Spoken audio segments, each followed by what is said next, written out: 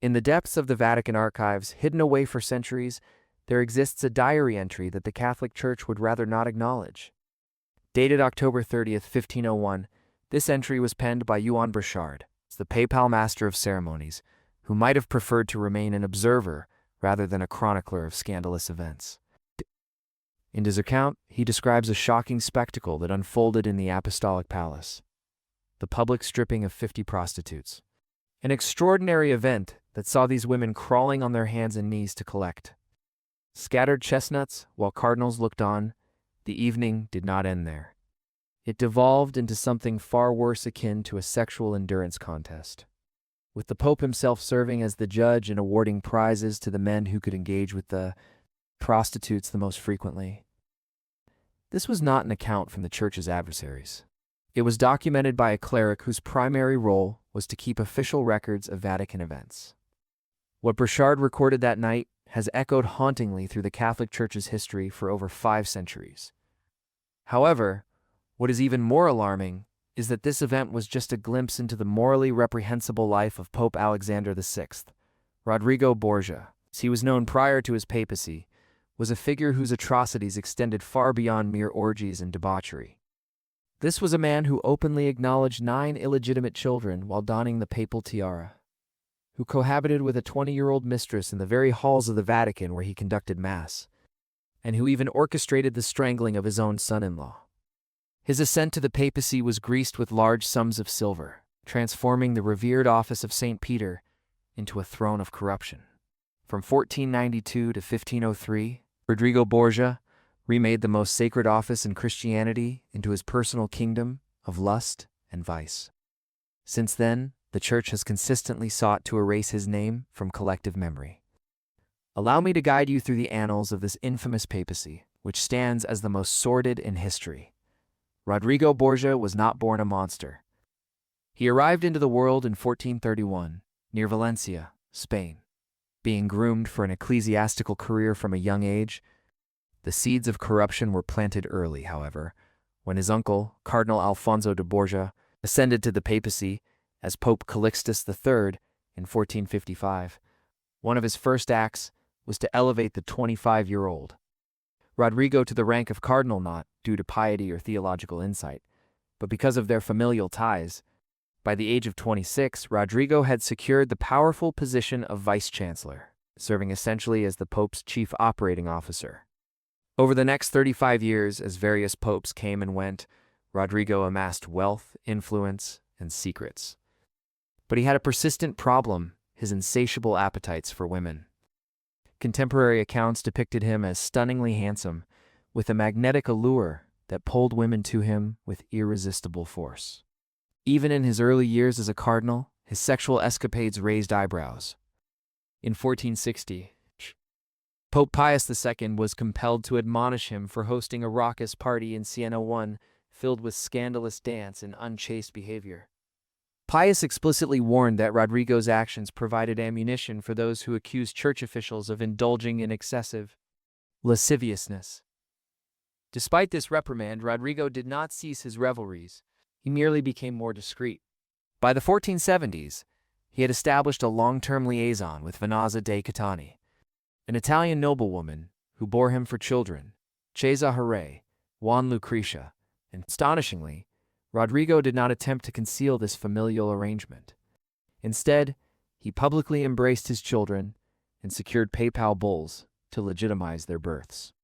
You might assume such blatant disregard for ecclesiastical celibacy would preclude him from ascending to the papacy, but you would be mistaken. When Pope Innocent VIII died in July 1492, Rodrigo wielded assets more formidable than virtue, wealth, copious amounts of it. He was prepared to deploy every resource at his disposal to purchase the papal throne. The conclave of 1492 became notorious for its unprecedented corruption. Rodrigo didn't simply bribe a handful of cardinals, he bought them wholesale. Accounts detail how he dispatched for mule loads of silver to Cardinal Ascari, trading votes for wealth and influence. He promised estates and titles to various other cardinals in exchange for their backing. In fact, when Cardinal Giovanni de' Medici realized the extent of the corruption, he lamented, "Now we are in the power of a wolf, not the most rapacious that this world has ever seen." Tragically, it was too late for a retreat. On August 11, 1492, Rodrigo Borgia was crowned Pope Alexander VI, having quite literally purchased the papacy. The public reaction in Rome was mixed. While the common folk celebrated, weary of the ineffectual Innocent VIII, those in the know recoiled in horror. Reformist preacher Girolamo Savonarola immediately declared Alexander's election null, deeming him a broken tool selected through simony. This marked the inception of a dark era for any who dared to oppose the Borgia Pope, once in power. Alexander VI wasted no time revealing his priorities. He appointed his teenage son Cesar as a cardinal, disregarding canon law that required cardinals to be legitimate, celibate, and qualified. Cesar was neither. Over the ensuing years, Alexander would appoint at least 10 of his relatives as cardinals and create a total of 19 new Spanish cardinals, effectively turning the College of Cardinals into a Borgia family enterprise. The nepotism displayed was shocking. His son Juan became Duke of Gandia and commander of papal armies, while his 13-year-old son married a Neapolitan princess and became part of the aristocracy. Even more scandalous were the Pope's mistresses, particularly when we examine the shocking developments surrounding Giulia Farnese. At the age of 60, Pope Alexander took a new lover whose beauty was renowned across the city. Giulia Farnese, a 20-year-old married woman. Disturbingly, she not only visited him secretly, but took up residence in the Vatican itself. In the papal apartments, illustrating a complete disregard for the sanctity of his office, Alexander effectively bribed Giulia's husband, giving him castles and lucrative positions to ensure his own desires were satisfied. In one astonishing episode, Giulia bore a daughter, Laura, while staying in the Vatican. Although the official declaration named the father as unknown, the real parentage was an open secret. Observers remarked that there was no longer any crime or immoral act that did not take place within the Pope's home. Even in Renaissance Roma, period notorious for its excess this public display of depravity shocked the sensibilities of many. The tale becomes even more sordid when we consider Borgia's offspring, particularly Lucretia, whose marriages served as political instruments in his grander schemes. Her first marriage, contracted in 1493 at the tender age of 13, was to Giovanni Sforza, connecting the Borgias to the powerful Sforza family of Milan. However, by 1497, the alliance no longer served the Borgias' interests, prompting Alexander to annul the marriage on the dubious pretext that it had never been consummated due to Sforza's alleged impotence. In a fit of humiliation, Sforza leveled a shocking accusation that the Pope sought the annulment not for political reasons, but rather because he sought to have Lucretia for himself, suggesting a hint of incest in such relationships. Amid such turmoil, rumors circulated regarding Lucretia's supposed pregnancy during her stay in a convent. In early 1498, a baby boy appeared in the Borgia household, leading to the issuance of 2 contradictory papal bulls regarding his parentage on the very same day. One announced Cesar as the father, while a second claimed Alexander was the real progenitor. A cunning move to maintain plausible deniability regarding the scandalous situation. Lucretia's second marriage came in 1498 when she wed Alfonso of Aragon, the Duke of Bestigli. This alliance was welcomed by Lucretia, who genuinely loved her husband. But the Borgia pattern of convenience would soon undo their union. With shifting political allegiances, Alfonso found himself in the way. On July 15, 1500, he was brutally attacked at St. Peter's. Miraculously surviving the incident, he was not so fortunate when he succumbed to strangulation in his bed a month later. Cesar gleefully boasted of orchestrating the murder, chilling act that further solidified the Borgia family's reputation for ruthlessness. Yet the drama surrounding Lucretia was just part of a larger narrative, entrenched in a world of decadence. This brings us back to October 30th, 1501, and the notorious Banquet of Chestnuts, an event not relegated to rumor or malicious propaganda, but one meticulously documented by Burchard himself. This gathering involved the Pope, his children, and a select number of cardinals and nobles, who, after dinner, were treated to a parade of 50 renowned courtesans brought in to engage in naked performances. The guests then engaged in a sordid contest, encouraged by the Pope himself, offering silk garments, shoes, and jewels as prizes to those who could perform the most obscene acts with the women present. This scene is one that would linger painfully in the annals of history, a stark illustration of a papacy transformed into a debauched spectacle. While modern historians may question the accuracy of Burchard's narrative, it is worth noting that his writings are typically matter of fact. If he documented these events, he believed in their authenticity. Given everything we understand about Pope Alexander VI's character, it is hardly implausible to accept that this debauchery took place within the Holy See. The excesses of Alexander VI were not confined to sexual depravity. They extended into a commodification of religious authority. Alexander sold church offices, indulgences, and even justice itself, establishing a precedent where salvation could be bought.